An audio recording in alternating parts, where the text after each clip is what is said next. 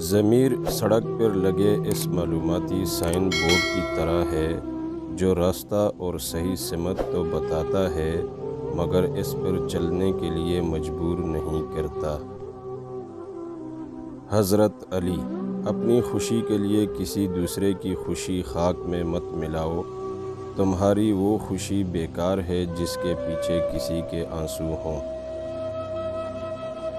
حضرت علی فرماتے ہیں کہ دوستی اور محبت ان سے کرو جو نبھانا جانتے ہوں، نفرت ان سے کرو جو بھلانا جانتے ہوں، اور غصہ ان سے کرو جو منانا جانتے ہوں۔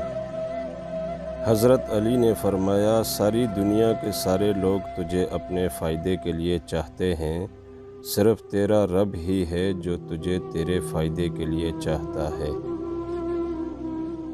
جو تکلیف برداشت کرتا ہے وہی خزانے حاصل کرتا ہے، جو مسلسل کوشش کیے جاتا ہے وہ اپنے اصل مقصد کے حصول میں کامیاب ہو جاتا ہے۔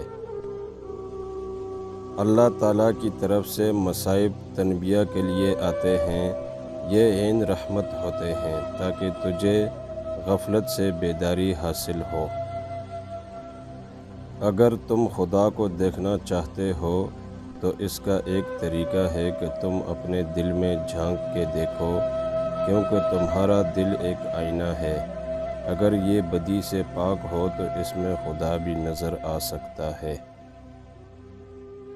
اپنی روح کا سودا کسی بھی چیز کے ساتھ مت کرو، یہ واحد چیز ہے جو تم اس دنیا میں لے کر آئے ہو اور صرف اسے ہی واپس لے کر جاؤ گے۔